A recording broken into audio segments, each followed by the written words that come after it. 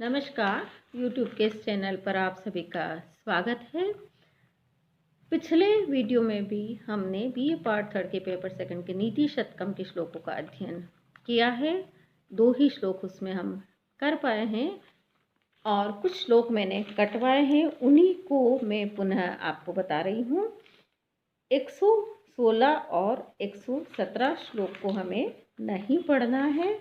118 तक मैंने पढ़ाया है। 119, 120, 121 और 122 और 123 इन श्लोकों को भी आप काट दीजिए। इन्हें भी आपको नहीं पढ़ना है क्योंकि ये प्रक्षिप्त अंश है। मूल जो नीति शतक है उसमें ये नहीं दिए गए हैं। 124 श्लोक संख्या जो है वहाँ से हमें अध्ययन करना है।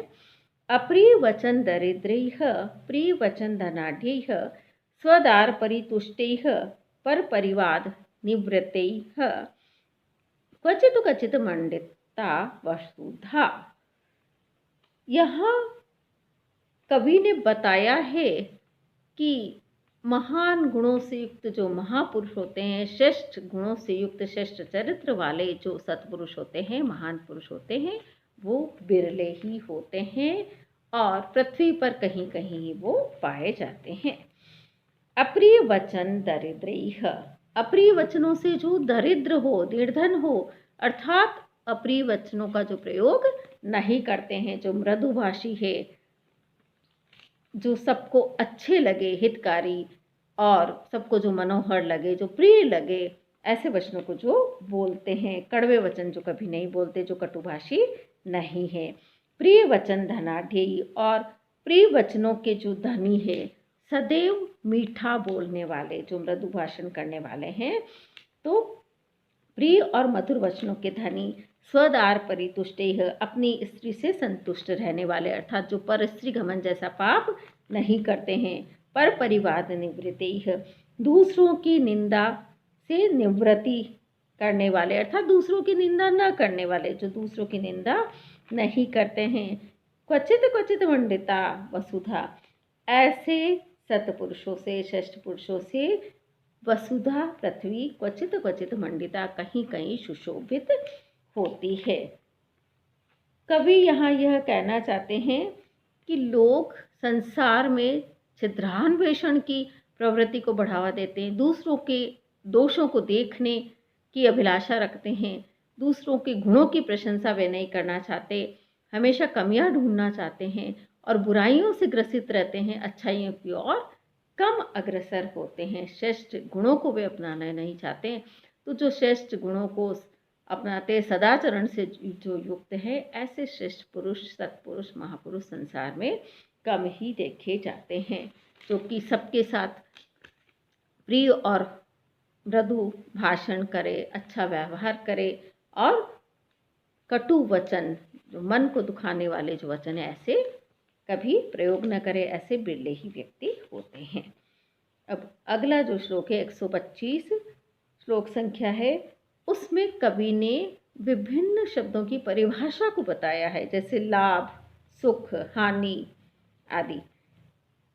को लाभः गुणी संगमः किम असुखम प्राज्ञ इतरैः संगतिः, का हानिः समयच्युतिः निपुणता, का धर्म तत्वे रतिः, कः शूरः विजितेन्द्रियः प्रियतमा का अनुव्रता, किम धनम विद्या, किम सुखम अप्रवासगमनम, राज्यम किम आज्ञा फलम।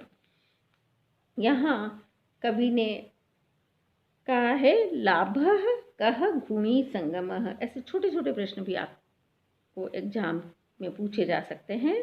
तो लाभः कः, लाभ क्या है? गुणी संगमः, गुणियों का संगम, गुणियों का, गुणी पुरुषों को दान, दया, दाक्षिण्य आदि गुणों से युक्त पुरुषों का समागम, गुणवानों का साथ, गुणवानों की संगति ही लाभ है। यहाँ कवि ने धन प्राप्त करना, विद्या प्राप्त करना, इसको लाभ नहीं बताया है।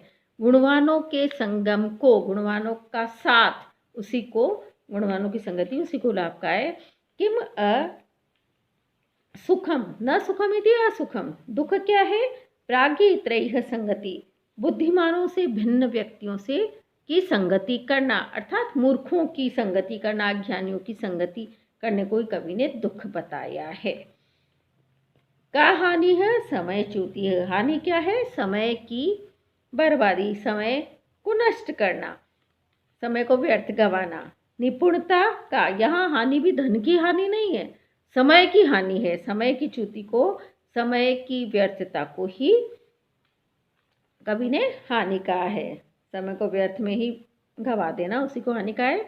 निपुणता का धर्म तत्वे रति, और कुशलता क्या है?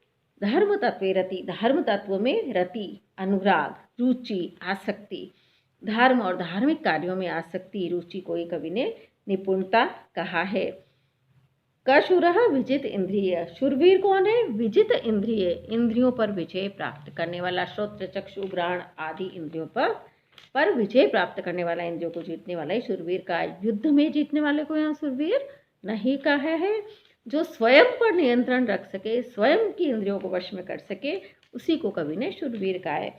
प्रियतमा का अनुव्रता, प्रियतमा कौन है? अनुव्रता, व्रत का अनुसरण करने वाली, अनुकूल आचरण करने वाली। व्रत का मतलब है आचरण, पति के अनुकूल आचरण जो करने वाली हो, उसी को प्रियतमा कहा है। अत्यंत प्रिय स्त्री या पत्नी कहा है।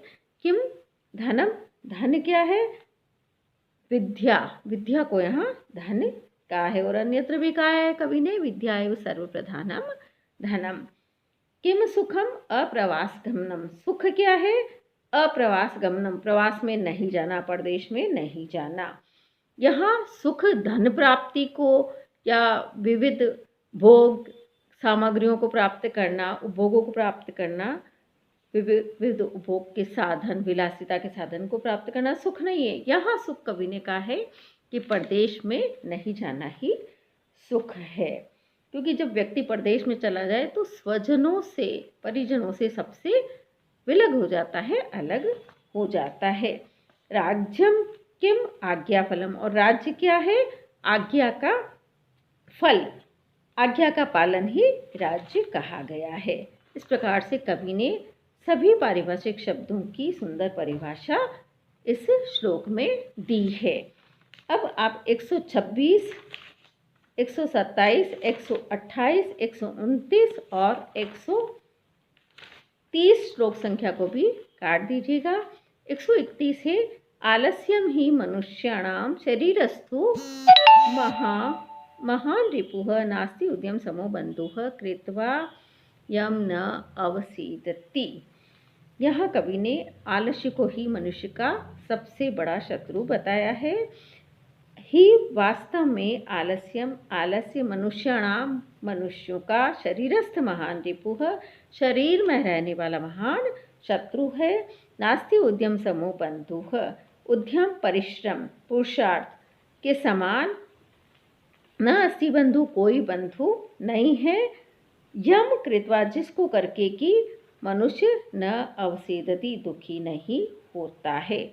तो पुरुषार्थ को मनुष्य का श्रेष्ठ गुण यहाँ बताया है, बंधु बताया है और आलस्य को मनुष्य का शत्रु बताया है। ऐसे ही आप 132 को काट लीजिए, 133 श्लोक भी पढ़ने के लिए है, 134 को काट लीजिए और 135 को भी आप काट लीजिए। आज के लिए बस इतना ही। बहुत बहुत धन्यवाद प्रिय विद्यार्थियों। मेरे इस चैनल को आप सब्सक्राइब अवश्य कीजिए और इस वीडियो को लाइक अवश्य कीजिए। धन्यवाद।